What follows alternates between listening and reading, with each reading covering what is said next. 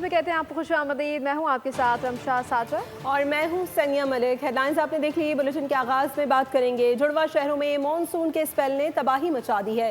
240 ملی میٹر سے زائد بارش نے نظام زندگی درہم برہم کر کے رکھ دیا. راولپنڈی میں دریائے سوا میں طغیانی سے قریبی آبادیاں زیر آب آ گئی ہیں. دھدوچا ڈیم کی طرف آنے والا نالا بھی بھر گیا ہے. چکری روڈ پر سیلاب میں پھنسے خاندان کو پاک فوج نے ہیلی کاپٹر کے ذریعے ریسکیو کر لیا. مکانات ڈوب گئے، سڑکیں بیٹھ گئی، گاڑیاں بہہ گئی. جڑواں شہروں میں مانسون کا تباہ کن اسپیل. 240 ملی میٹر بارشوں نے راولپنڈی اور اسلام آباد کا حلیہ بگاڑ دیا. نالا لئی بھی بھر گیا. اطراف کے علاقے خالی کرا لیے گئے. سائرن بجا کر شہریوں کو خطرے سے آگاہ کیا گیا. مساجد سے ہنگامی اعلانات ہوئے. دریائے سوا میں طغیانی سے قریبی آبادیاں زیر آب آ گئی.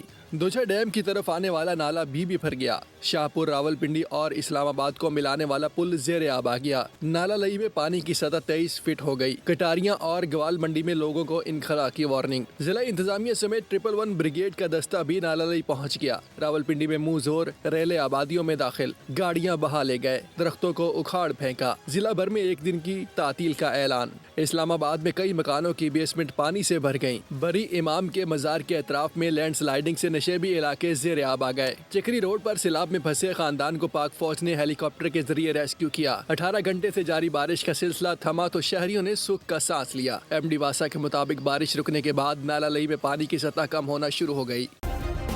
سبسکرائب کریں اور بیل دبائیں تاکہ کوئی خبر رہ نہ جائے.